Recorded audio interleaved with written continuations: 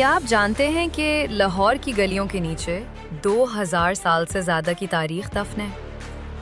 یہ وہ شہر ہے جسے سکندر نے دیکھا، جسے محمود نے فتح کیا، جس پر مغلوں نے راج کیا، جسے سکھوں نے سنبھالا اور جسے انگریزوں نے بدلا، لیکن کوئی بھی لاہور کو مٹا نہ سکا۔ یہ شہر ٹوٹا، جلایا گیا، لوٹا گیا، مگر ہر بار زیادہ مضبوط ہو کر کھڑا ہوا۔ لاہور صرف اینٹوں اور عمارتوں کا نام نہیں، یہ جنگوں، سلطنتوں، عشق، علم اور بغاوتوں کی داستان ہے۔